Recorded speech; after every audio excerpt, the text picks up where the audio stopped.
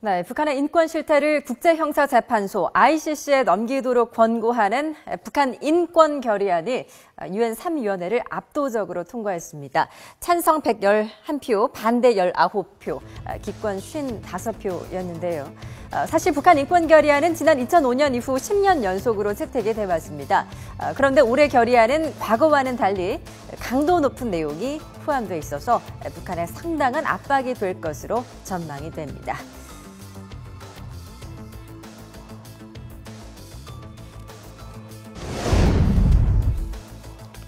올해가 특별한 의미를 지니는 것은 결의안의 ICC 회부를 처음으로 명문화했기 때문입니다. 김정은 위원장을 콕 짚지는 않았지만 책임 있는 인사에 대한 제재 조치를 취해야 한다는 것을 권고하는 내용이 포함되어 있는데요.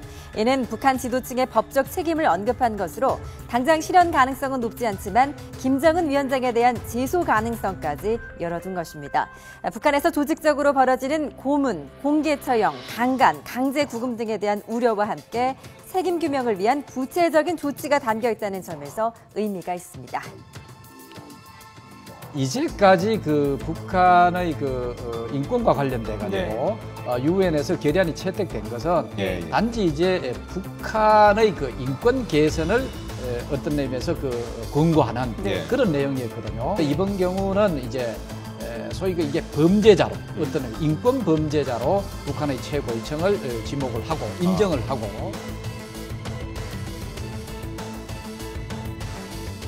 네, 결국 북한 최고 책임자까지 책임을 물을 수 있다는 점 때문에 북한 당국도 예전과는 다른 행보, 또 다른 대응을 보였던 것입니다. 유엔 회의장을 비롯해 중립국들 사이에서 결의안 부결 운동을 필사적으로 벌여왔지만 결국 실패를 하자 이처럼 강력 반발했습니다. 직접 들어보시죠.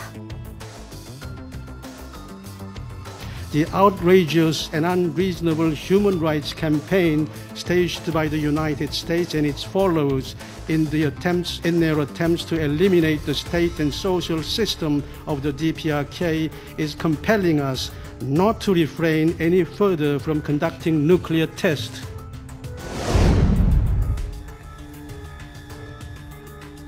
네, 유엔에서 북한 인권 결의안이 통과되기는 했지만 실제 국제형사재판소 ICC 회부는 아직은 불투명합니다.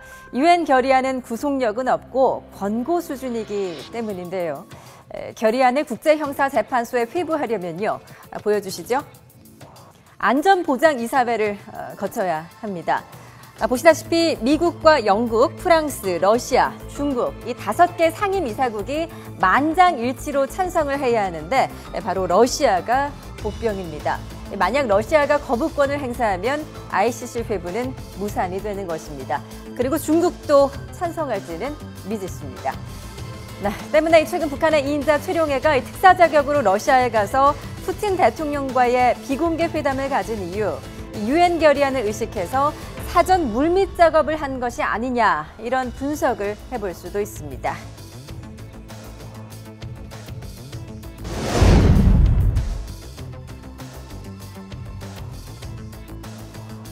결국 이번 결의안 ICC 회부를 처음으로 규정했다는 점에서 좀 상징성은 있지만 실효성은 그다지 커 보이지 않습니다. 북한 김정은 위원장 당장 법정에 세우는 것은 사실상 불가능합니다. 그럼 왜 이런 결의안을 추진을 하는 것일까요? 북한 인권을 직접 조사한 다루스만 유엔 북한 인권 보고관의 이야기 먼저 들어보시죠. Thanks to the combined pressures and scrutiny the General Assembly and Human Rights Council have brought to bear, we are now seeing openings for dialogue with and change in the DPRK. 실제로 인권 결의안 표결을 앞두고 북한은 억류했던 미국인 3명을 차례로 석방하는가 하면 유엔이 북한을 방문해 인권 문제를 조사하는 것도 받아들일 수 있다는 뜻을 밝히기도 했습니다. 유엔 결의가 강제성은 없더라도 북한의 변화를 압박하는 수단은 될 수 있다는 것이죠. 하지만 이것으로 북한이 근본적으로 변할지는 의문입니다. 사실 유엔에서 인권 문제가 논의되는 나라는 북한 말고도 많이 있는데요. 몇 나라만 예를 들어봐도 시리아, 미얀마, 이란 인권 결의안이 유엔에서 여러 번 채택이 됐지만 이들 나라의 인권 상황이 실제로 개선됐는지는 의문입니다. 더군다나 북한은 인권 결의안의 목표가 자신들의 정권을 무너뜨리는 것이라고 생각을 하고 있어서 남북관계에 악영향을 미칠 우려도 있습니다. 제국주의 반동들이 우리의 인권 문제를 조작하고 반공화국 인권 모략 소동에 전례 없이 광분하고 있는 것은 세상이 다 아는 사실이다. 여기에 박근혜 배당이 돌격대로 나서서 피눈이 되어 날뛰고 있는 것은 우리와 끝까지 대결하자는 것 외에 다름이 아니다. 그렇기 때문에 이번 결의안이 북한에 어떤 변화를 가져올지는 좀 더 신중하게 지켜봐야 될 것 같습니다. 네, 이런 가운데요. 프랑스에 유학 중이던 북한 대학생이 북한에 강제로 끌려가다 극적으로 탈출한 것으로 전해졌습니다. 북한 인권 문제에 대한 국제적 비난이 더욱 거세질 것으로 보이는데요. 이 소식은 잠시 뒤에 안소영 기자의 보도로 함께 보시겠습니다.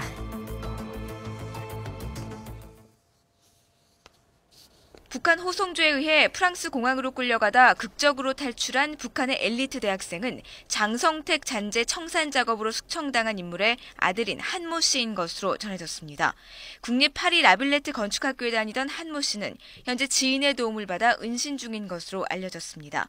한 씨는 북한에 있는 자신의 아버지가 숙청당하고 나머지 가족들이 정치범 수용소로 끌려간 것을 알고 송환되면 처형될 위험을 느끼고 탈출한 것으로 보입니다. 학교 측은 한 씨가 지난 보름 이상 학교에 나오지 않았다면서 프랑스 경찰도 긴급히 한 씨 소재 파악에 나섰다고 밝혔습니다. 프랑스 정부는 지난 2011년 북한 유학생 10명을 초청해 프랑스 명문 교육기관에 수학하겠습니다. 이들은 모두 북한 최고 대학인 김일성 종합대학을 다니는 수재로 부모들도 고위층인 것으로 알려졌습니다. 파리에서 공부하는 북한 유학생을 북한 기관 요원들이 사실상 납치해 강제 소환하려던 것이 사실로 확인되면 프랑스와 북한 간 외교 마찰일 것으로 예상됩니다. 북한 당국의 파리 유학생 강제 송환 시도 사건은 유엔 총회 제3위원회 북한 인권 결의안 처리와 맞물려 북한 인권 문제에 대한 국제 여론을 더욱 악화시킬 것으로 보입니다. YTN 안소영입니다.